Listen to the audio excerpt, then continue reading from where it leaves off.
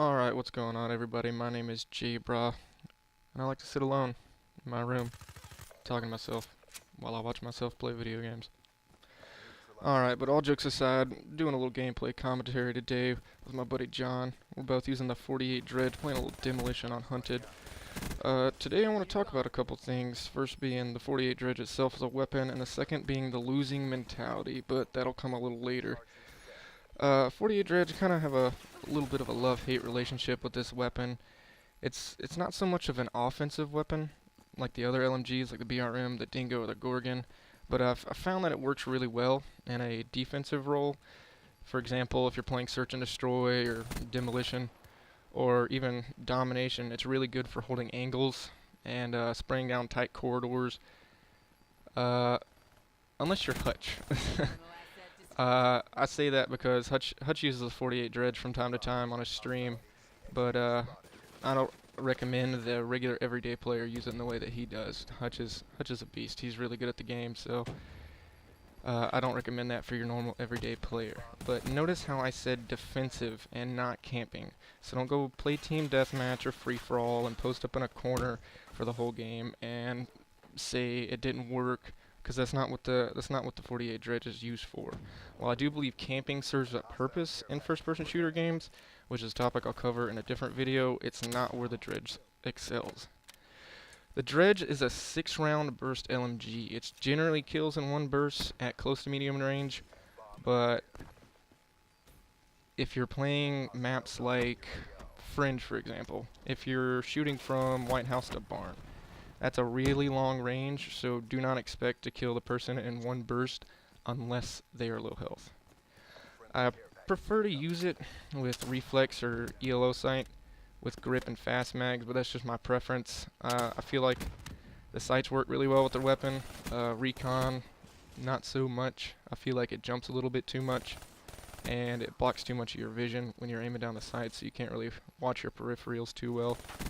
The grip, that I recommend strongly, because LMGs in this game, they're a lot more accurate than in previous Call of Duties, so if you add grip, it makes it practically have no recoil. Also, being that it's a 6-round burst weapon, you tend to run out of ammo a lot, even with extended mags, so putting on the fast mags helps a lot in a clinch, especially when you're playing games like Search and Destroy or Demolition and you're the last person alive or something like that, and you have to clutch for your team. Or when someone's capping a flag in Domination and you have to spray them down and their teammates just kind of keep running at you. Stock, I mean, it's not a bad choice, seeing as it gives you a little bit extra movement speed, so it's really good for aiming on the sights and peeking corners. But that's about the only other thing I recommend for this weapon. Okay, now that that's out of the way, I want to talk about something else, and that's the losing mentality. It seems to be, I don't know. I don't really know how to say this, but it seems to be this kind of infection going around throughout the online multiplayer genre of games, I guess. Anything, whether it be League, Counter-Strike, Call of Duty, Halo, what have you. But there seems to be this mentality that's spreading worse than the bubonic plague.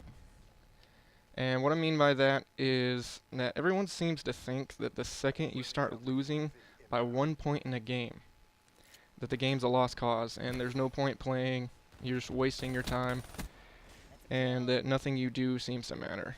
Granted, not all games are winnable. Like, I wouldn't expect to join a team deathmatch and you be losing by 10 to 74 and expect to pull a come from behind victory. Granted, while it's possible by like a 0.005% chance, I wouldn't expect it too much. But my friend John and I here, we joined this demolition game here on Hunted, and when we joined, I looked down and I noticed, I was like, shit, there's 40 seconds on the clock. Granted, me and my friend, we could have both been like, well, there's 40 seconds left, this game's lost, we're gonna leave. But when we joined this game, I looked down. I saw the clock. I said to my friend John, I said, dude, there's 40 seconds left. We need to plant the bomb or we're going to lose. And I took off running. Now, granted, while the bomb that I planted was defused, I was able to plant the bomb, take pressure off the other bomb site and have the enemies rotate back around to my bomb site while a teammate planted the other bomb site. Doing so allowed our teammate's bomb site to be destroyed and give us an extra 2 minutes to plant and destroy my bomb site that I planted. Doing this allowed us to win the round and also the game itself. So next time you're losing and you want to rage quit because you're all pissy because you're losing, don't. Just take a second, take a deep breath, relax, and realize what you're doing isn't working and try something different. Even if you're doing what me and John are doing and you're in a party and everybody else is in game chat and you're not talking to your team, there's still ways you can help your teammates if you're going 30-5 and they're going 5-15.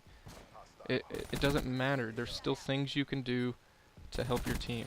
Like for instance, now as of recently, I've started running only UAV, counter UAV, and hater. Because one, they're not active kill streaks. You don't have to use them, so they make you less vulnerable when you use them. Not only that, but if I'm in a party chat with a whole bunch of my friends and I can't talk to the teammates in game, it's still able to help the teammates. And their scores will improve and yours will too. Alright everybody, well that's all my time. I hope you all enjoyed the video because there's definitely more to come. See you guys next time. Peace out.